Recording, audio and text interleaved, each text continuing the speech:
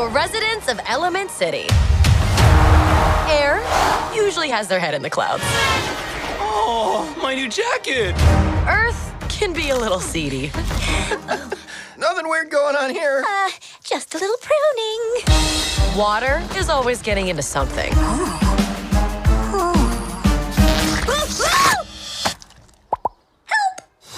And fire, as ordered, we run a little hot. On this edition of Talking About the Movies, Disney and Pixar's latest movie takes us into the anthropomorphized world of different elements, water, air, ground, and fire, as we look at their latest film, Elemental.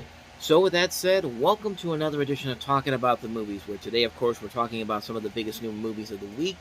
And I know The Flash is the big new release of the week, but I'm going to save that for later. I have a lot to say about The Flash, and that's probably going to lead to a Reviewing Network Live video coming up in the next couple of hours, so stick around for that. But before we get to that, though, let's talk about a movie that really deserves a lot more attention than it's getting right now, because it is it's underperforming right now at the box office. It got the lowest opening weekend in Pixar's history. I'm, of course, talking about their new film, Elemental. Like I said before, it's right now at the lowest box office it's had Pixar's had in their history since Toy Story, which is pretty much around the same area that Toy Story was in 1995, but this is clearly 2023. It's over almost 30 years later.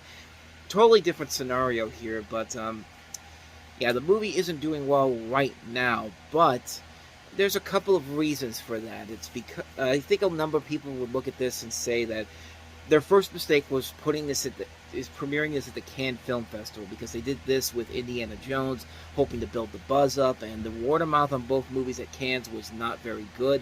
These were two highly anticipated movies in 2023, and to go there and have their movies come back with these polarizing receptions, it's really caused the internet to really go over the top with this, thinking that, oh, this is the new low for Disney. This is the end of Disney. I've heard of that from some people, but as the week has gone on, this past week has gone on, the reviews for the movie this movie in particular, have gotten better. Like, it started, as I think when they went to Cannes, it was like in the 60s in terms of the reviews on Rotten Tomatoes, which Rotten Tomatoes really doesn't matter, as I'll delve into later in another video later on, but it's gotten better. I think it's around 75 to 80%, I think. Let me see.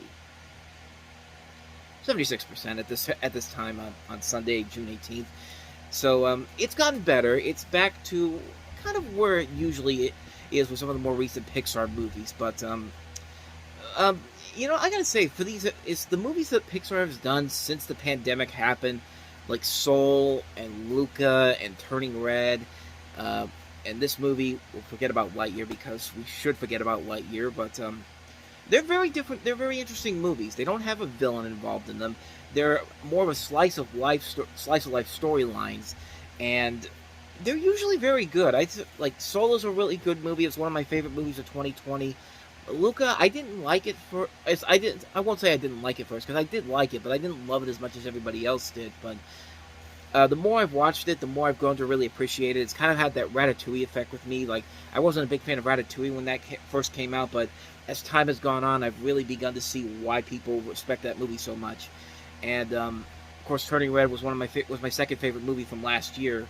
And watching this movie, this is another winner for Pixar. I mean, this is a movie that deserves to be seen by a lot of people and deserves more attention than it's getting right now, because people really are missing out on this movie because, of course, the hype right now is all over The Flash, and not for the best of reasons. And but this movie right here is not getting the respect it deserves right now, and I think it definitely deserves a lot of attention right now, and I'm going to explain why in this particular video. So one of the things that I was kind of worried about with this movie was that it was directed by Peter Sohn, who had also directed probably my least favorite Pixar film, at least until Lightyear came out, and that was The Good Dinosaur, which had a lot of high ambitions to it, but in the end, it just really felt like a diet version of The Land Before Time. Like, The Land Before Time was a G-rated movie and took more risks, it took more chances, it took more opportunities to work with. It didn't dumb down to kids. But The Good Dinosaur didn't necessarily completely dumb down to kids, but it was definitely much tamer in comparison to something like Land Before Time, which I think did that story a whole lot better. But to come back and do this, it's a good step in the right direction for him. I think one of the other reasons why the movie didn't do so well is because the marketing for this movie wasn't really that grand or too incredible that made people really want to see it. I mean, it looked nice. It looked visually stunning to look at, but the story, the story honestly is maybe the biggest flaw of the film, and that is because that it's a been there, done that story. We've seen this done so many times with Pixar movies. You basically have two polar opposites. They don't really get along at first, but then as the film goes along, they start to realize that they have more of a connection than most would give them credit for. And yeah, it's kind of like that in this story here, except this time around, it's anthropomorphic elements of nature. You have, of course, water, air, fire, water, air, fire. What was the last one? I think ground. I can't remember what they say what it is in this movie. Okay, we're going by our Avatar standings: earth, water, wind, fire, that type of stuff. Earth, water, air, fire, I should say. But you follow two elements. You have a fire element named Ember, and then you have a water element named Wade. They meet after a situation where the fire Ember, she accidentally loses her temper. There's a whole running thing in the movie where she loses her temper whenever customers at this store that she works at with her family, she gets really upset, and like she'll get like her design will change, like she'll go from orange to like this purple when she's really, really angry, like a mood ring kind of, and then whenever she snaps, she like explodes all over the place. And in this situation, I'll delve into that in a second. In this situation, she explodes downstairs in the basement where she causes the pipes to break. And that's where we meet the water element named Wade, who works for City Hall. Wade is a health inspector who works for the city. He goes down to City Hall to report the violations of this building, and so eventually, it's not too long after that, Wade realizes how important this is to Ember and her family, that this fireplace that they have stays open. So that's the plot of the movie here, trying to save the fireplace and trying to get these violations taken care of. And it builds their relationship. It builds their relationship romantic-wise. And it's a really fascinating movie, honestly. It's a movie that is very reminiscent of a number of really good romantic comedies. I think the inspiration for this took a lot from, Guess Who's Coming to Dinner, Moonstruck, and Amelie. But I also see a little bit of the Before trilogy. Like, you have these two people that meet. They go on these they go walking around the city, exploring the different unique worlds around them, and it leads to a lot of really good dialogue-filled moments. There's a lot of really good moments of dialogue in this film between these two. And I think the chemistry between the two leads works very well here. This is Leah Lewis playing Ember, and Mamoudou Athie, I don't know if I'm pronouncing that right, but he was in Jurassic World Dominion, and I think Leah Lewis was in the CW show Nancy Drew. And their relationship works very well. You can buy their chemistry, and I like the way that they build the relationship here. And I really like their camaraderie together. They have a lot of fun. There's a lot of good moments with them in there. Wade's trying to control her temper, and Ember makes him kind of a better person in the process too. And it's very unique how they handle this storyline here. I also like this a little bit of an inspiration from Son's youth. He grew up as the son of immigrants in New York City during the 1970s, highlighting the city's district cultural and ethnic diversity, which is clear early on in the film when Ember's parents come to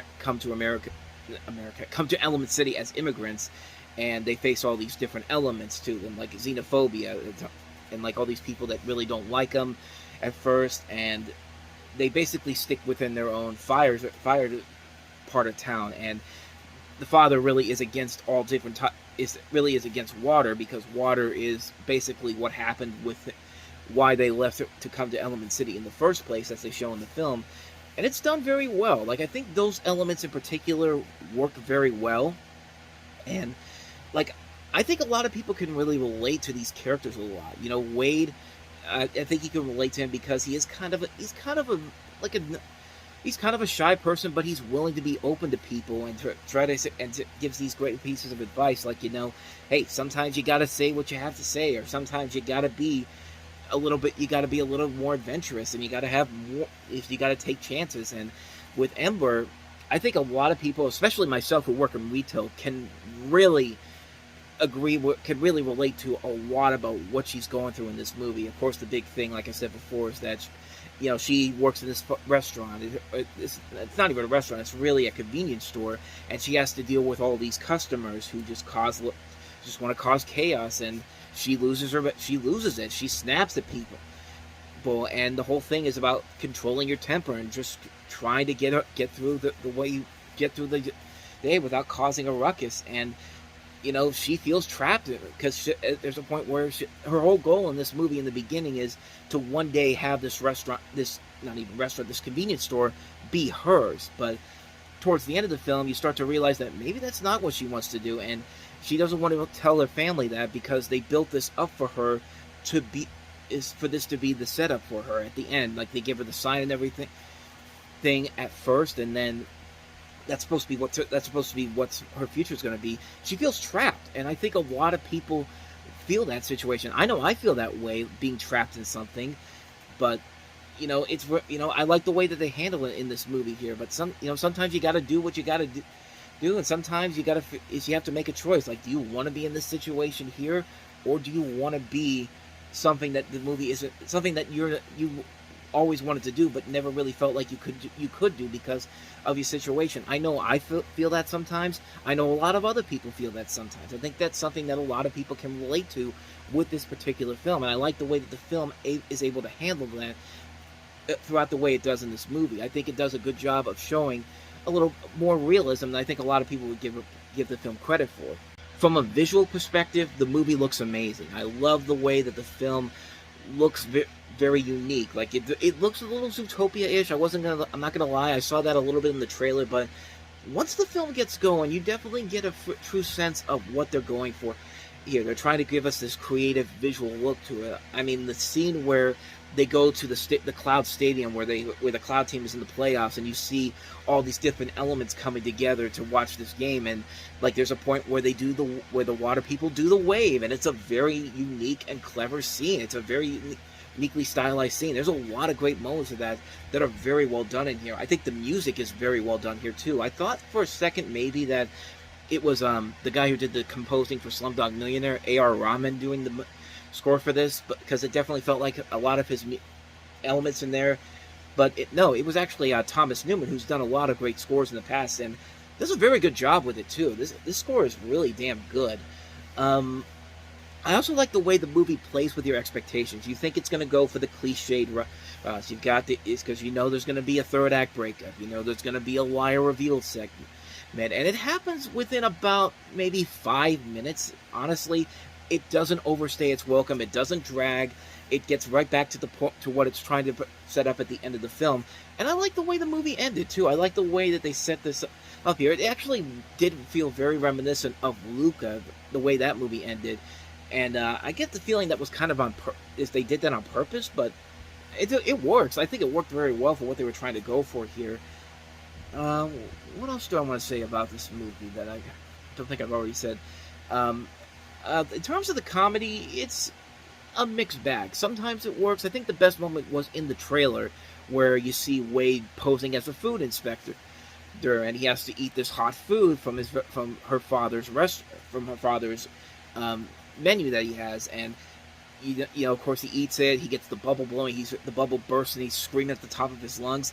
And the way they kind of continue that is actually kind of amusing and kind of funny. Like I did like that they didn't go the route that you would have thought they would have. Like, I thought they were going to do something like, because they have this other thing going on, like elements don't mix, like but at the same time, there's the mother character in this movie. She is there's a whole bit with Ember's mother, Cinder, who does like this, it's kind of like tarot card readings where they bring a couple in here and they figure out if they're in love with each other. You see her doing in the beginning of the film, and then there's a point where Wade and Ember end up meeting up at the fireplace and Cinder comes in and does this reading on them, and I thought they were going to do this whole thing that the liar gets revealed here, but the way they handle it, it was way better than I thought it was going to be.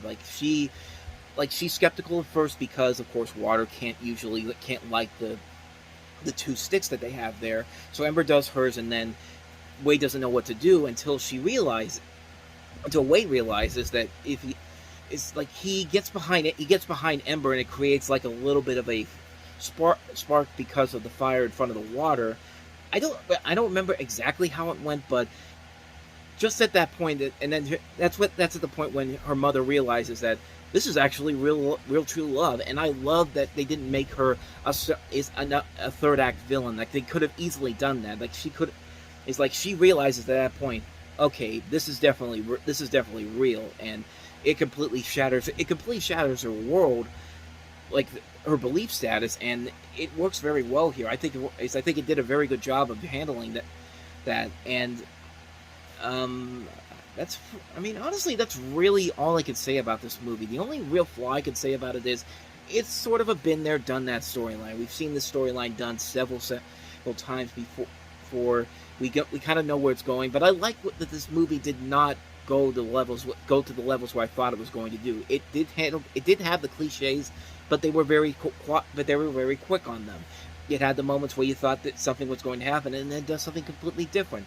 The ending is very well done. I think the movie overall is very solid. I think it is a very good film, and it definitely fits into this little slice of life series of films that Pixar has been doing. Soul, Luca, Turning Red, and now this. This is a really damn good movie that I think a lot of people really deserve to go check out. So, yeah, with that said, I give this movie a big thumbs up. I think this is probably one of my favorite movies of the year so far, and I think it really is one of the big surprises, because I went into it knowing that hoping it was going to be good, but I think I came out of it liking it a whole lot more than I think most people would have given it credit for. So I'd highly recommend checking this out. I hope this movie is going to have legs, because there isn't really a whole lot of family fare coming out very soon. So there's a good chance that this could stick around, kind of like how Ratatouille stuck around back in almost over 15 years ago. So yeah, I highly recommend checking out Elemental if you can see it. Before I go, I also should bring up the short that was in front of this, the up short, which is basically the last episode of the Doug Days Disney Plus series, which of course has Ed Asner as Carl Fredricksen and Bob Peterson back again as Dog the Dog. And I haven't seen all of the Doug Days shorts, but I've seen a couple of them. They're really good. And so we have this last short here, Carl's Date, which is basically Carl Fredricksen basically goes on his first date since his wife's death, and he has no idea how dating works. And so the short basically is Carl trying to figure out what he has to do to make this date successful. And he basically doesn't have, he only has Doug around him, and they have this chat. They have this chat at the beginning, and then after that phone call, Carl basically has to go out and figure out what to do to make this work. He goes out and buys a large amount of chocolates. He digs up flowers from the backyard. He actually puts on like how old people have that what do you call it? Have that hair coloring stuff. He goes from the white hair that we usually see him into like black hair, and Doug just doesn't recognize him at first. And Doug just as soon as Carl says, "Hey, it's me," Doug's just like, "What has happened to you?" And it's just like he really doesn't know how to handle this situation, and you can tell that Carl is really panicking here. And by the end, Doug basically just tells him, "Hey, you just go on the date. Don't worry about anything, as this person that Carl's dating will understand." And at the end of the short, it works really well. Like, Carl has this moment where he gets himself together. He speaks to Ellie's photo, which is a really damn good scene, especially when you consider this is the last thing that Ed Asner did before he died. And hearing him say this to this photograph of his wife, it legitimately got a tear out of me. It was actually really, really moving to hear that from him. And of course, Doug goes with him on the date so he can help him out. And the short kind of ends there. I like that we don't actually see them going on the date, but you can tell that their relationship throughout the course of these shorts. Again, I haven't seen all of them, but the ones I've seen, the course of the relationship from the end of the movie from the end of Up to now, it works. You can tell that these two work off each other really well here. Like, you can tell these two really were made to be together when it was all said and done.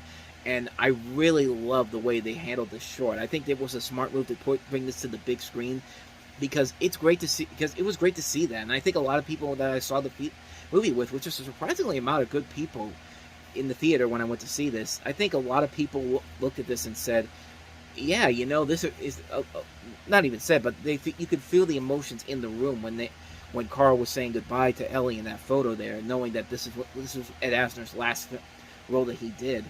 And it's a wonderful short. It's a really well done short that I think a lot of people it really needs to be seen to be believed. I think it perfectly fits the overall flow of the movie, because you get a nice short at the beginning, and then you have a really good film that follows it. It kind of goes back to what Pixar has been doing. It kind of goes back to what we used to see from Pixar movies all the time. This is the first one. This is the first Pixar film to have a short in front of it since Incredibles 2, which was 5 years ago, which is hard to believe, but that's kind of where we're at right now, because I could have sworn I thought Toy Story 4 had a short in front of it, but I could be wrong on that. But yeah, it was great. It kind of took me back to what I used to love about Pixar movies. You get a short at the beginning, a usually really good short, and then a really good film that follows it, and then with this again, you get the end of likely the end of this Up series as a whole, and then you get a really good film in Elemental. It works very well here. I think it works solidly. I think it's a beautifully made short that leads into a really good film. I can't recommend it enough. I'm sure it's going to be on Disney Plus within the next couple of weeks or months. But if at least you don't see Elemental, watch this short, because I think you will not be disappointed by it at all. I think it's a well-made short. It ends the Up series on a very good high note. I love it. So yeah, that's the Carl State short, and that's Elemental. Two things you really should be seeing in the theater. I really recommend you check them both out. So anyway, that's about it. Like I said before, I'll have a video talking about The Flash later on tonight, so be on the lookout for that. And then next week, the big new release is going to be No Hard Feelings, the Jennifer Lawrence sex comedy, and I'm really looking forward to checking that one out. So I'll have a review for that next week. But until then, thank you very much for watching. If you want to, let me know your thoughts down below. If you saw Elemental, if you saw the short Carl's Date, let me know what your thoughts are on it. If you like this video, please hit the like and subscribe button. And here's some other previous movies that I've looked at on this particular show. So if you want to check those out, go ahead and hit those. Like I said, hit like and subscribe. And I'll see you guys next time for another video. So thank you very much for watching. I'll see you next time. And until then, as always, take care.